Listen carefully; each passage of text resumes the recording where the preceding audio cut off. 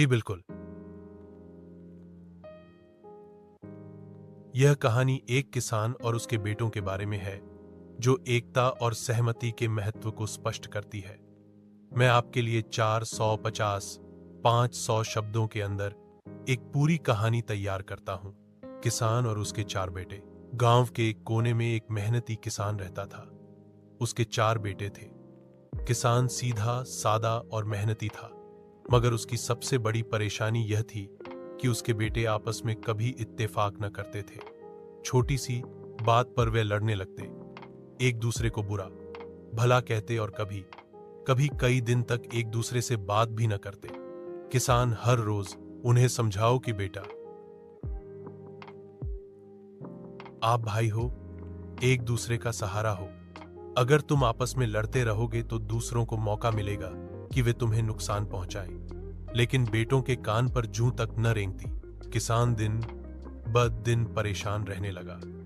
उसने सोचा कि नसीहत से बात नहीं बन रही तो क्यों न कोई व्यावहारिक तरीका अपनाया जाए ताकि बेटों को बात समझ में आ जाए।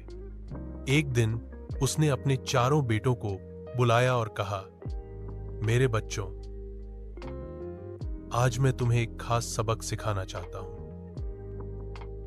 बेटे हैरान थे कि अब्बा आज क्या करने वाले हैं। किसान घर के कोने से एक मजबूत रस्सी में बंधी हुई लकड़ियों की गठरी ले आया।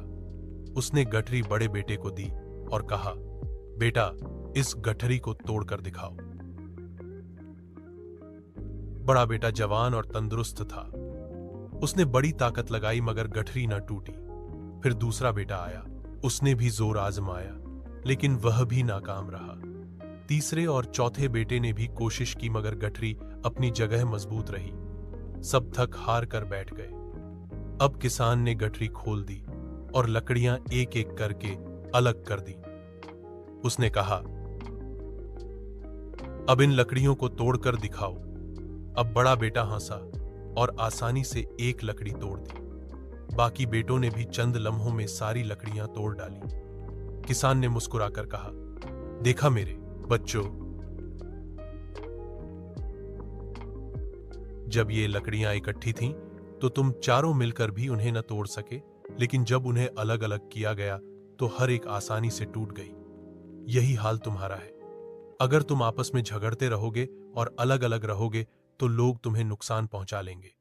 लेकिन अगर तुम एक दूसरे के साथ जुड़कर रहोगे तो दुनिया की कोई ताकत तुम्हें नुकसान नहीं पहुंचा सकती, नहीं पहुंच सकेगी। बेटों